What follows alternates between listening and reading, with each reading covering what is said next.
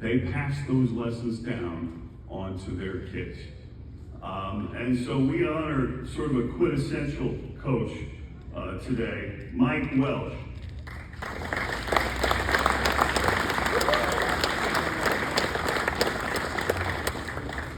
22 years or so as some sort of coach. You want to talk about dumb? Athletic director for 11 years, taking on that job. He had been either a head coach or an assistant coach in football, baseball, track and field, golf, softball, and wrestling. 2 years coaching shot put and discus at Hartnell College. Because one of the things you know as a coach is that it's not all about X's and O's. It's not all about the play or the super talented athletic kid. It's about motivation. It's about encouraging them, and it's about giving kids an opportunity. And the number of people that Mike has touched is probably countless. We are inducting today Mike Welsh into the Salinas Sports Hall of Fame.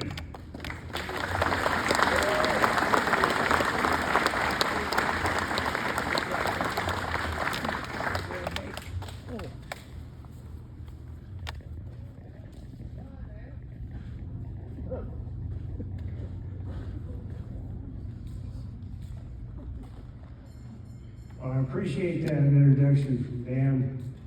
He was saying, you know, it wasn't this or that, but it is a lot of the Johnnies and the Joes. Don't ever forget that. It's not all coaching, it's a lot of coaching sometimes, but not at all. But if the Johnnies and Joes are good, they're good. All right, first of all, I'd like to thank the committee for the work they do to honor the Hall of Fame inductions. It's not easy. I got the emails alone deserve a round of applause the last couple of days. The committee never fails to impress me how much work goes into this job. And what is that job they do? Next, a special thanks. I gotta get past this one. A special thanks to my wife, Pat.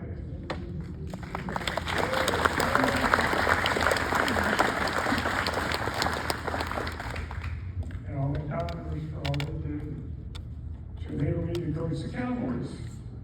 Time was always the enemy. Never had enough time to coach, really, never had enough time for family, but you try.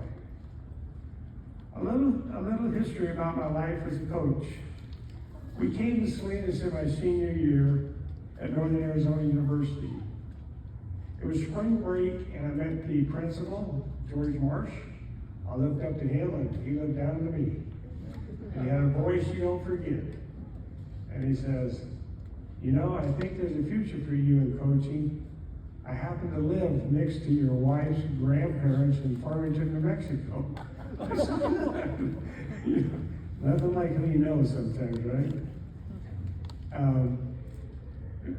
It was spring break, and I met the coach, the principal. And at that time, the head football coach was Dick Tuttle.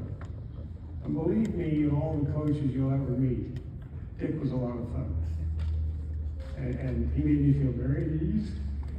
And at that time, my brother Larry, he's over there somewhere laughing. He was working at Gonzales High School. And he enjoyed the area, so I applied for a coaching job. They said, we'll get back to you if anything breaks. 2 months later, and fresh out of college, I got the call if I wanted to be a Cowboy. Gary Afonso was as a coach at that time. He was my appointed mentor teacher. All I said was to show me the ropes. Where's Gary? There it is. He's the one who got me started. I coached JV football to start with. Pat Keating. Some of you know Pat, some of you don't, of course. He was the head coach, and he gave me the defense. This is just what I wanted. I learned so much about coaching, teaching, and people in general. I was in my element, good people, good kids, and a great atmosphere for sports and teaching at Salinas High School. I felt very blessed. I still have my first Salinas High School jacket. I haven't seen the thing back there. I've been there yet. 1968-69 is one of my prized possessions. I just look at it, I don't wear it.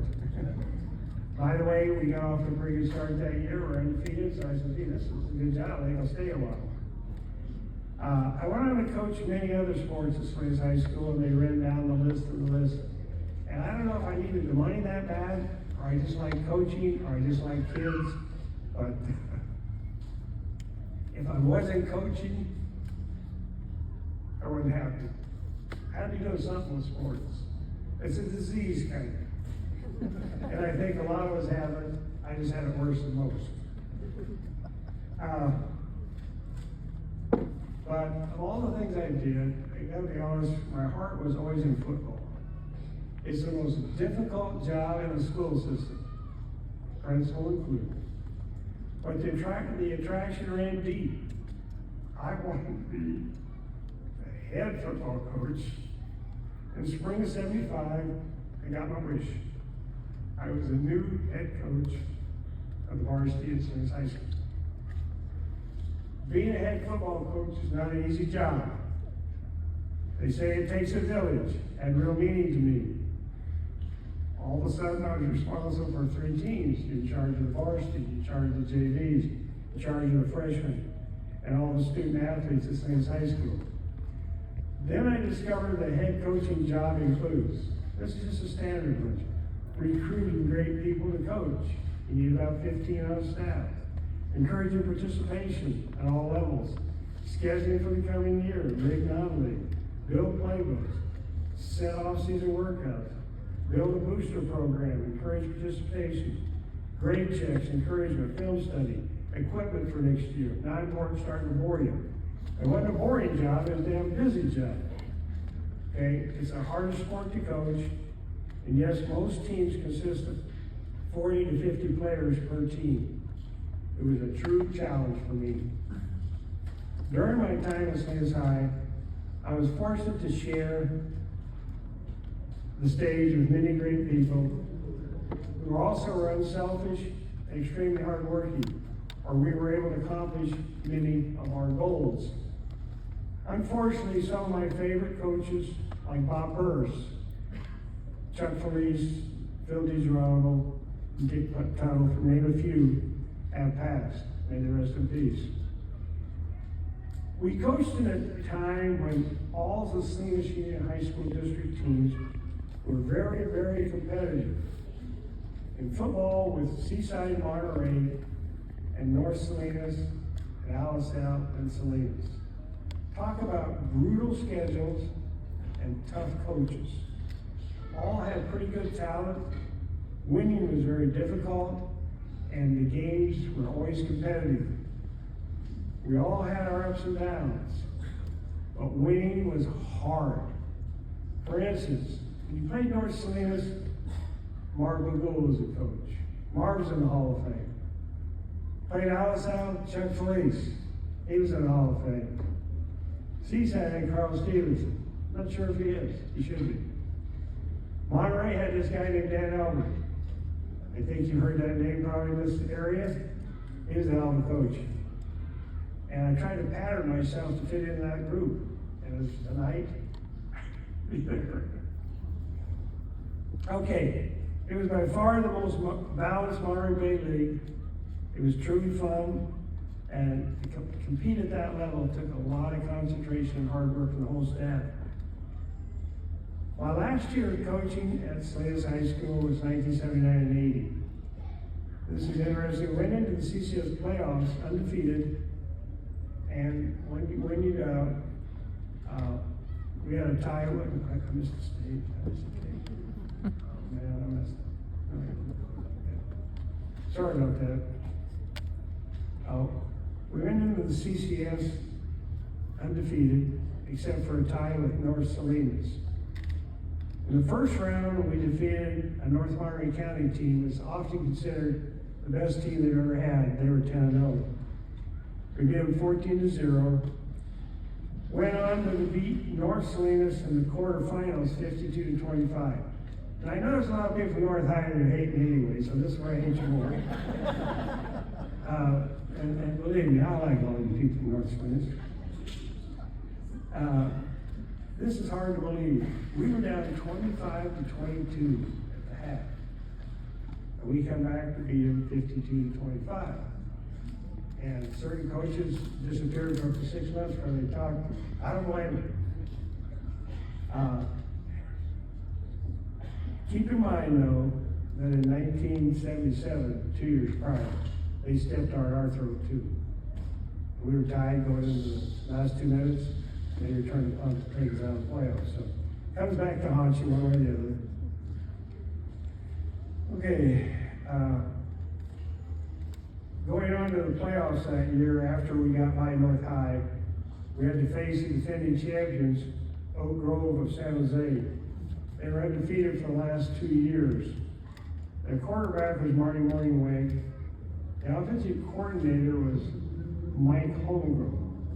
Yes, this is the same guy who led the Green Bay Packers to the Super Bowl as a coach. However, when we played them, they couldn't stop the Cowboy ground attack. We were kind of a ground and pound offense, and Coach Burris and his Hogs, they came to play that night. Luckily, we had the ball last and had a kicker. He's here tonight. Where's Javier? We had a kicker, Javier Lewis. We split the uprights as time expired, and we beat them 32-29, which might be one of the best wins ever at Slays High. We had broken their streak. Yes, we were going to go to the CCS finals. We had a date with St. Francis in the finals. The excitement at the Slays High School was over the top. We headed back to San Jose for one more game. What a game, another nail biter.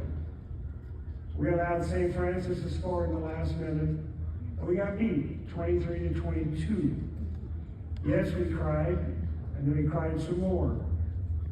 They were the CCS champions for the second time in 3 years.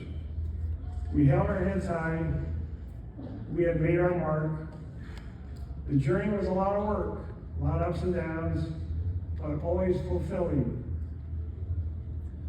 Before I say thank you, there's one other thing I think doesn't get enough praise sometimes, and that's the Slays California sports writers when I was coaching. And I had some special ones. We had George Watkins, John Devine, Dennis Lynn. I don't like to play favorites, but we had this other guy called the Forker. And his name was Jack Forcade. And if you've ever been around somebody positive for Slays High School, positive for kids, and he loved football, and he was one of my idols. He was a champion in his own way. But anyway, I would just like to thank you for coming tonight. And I'm sorry if I bored you too much. I'm 22 years out of practice.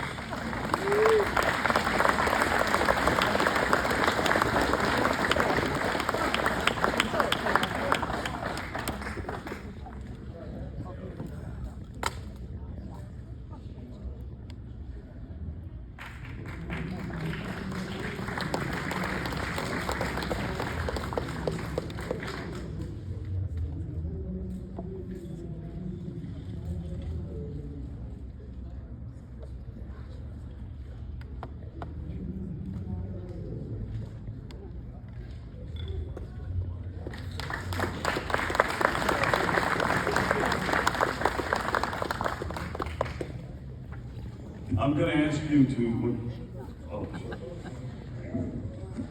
There's a seating chart too.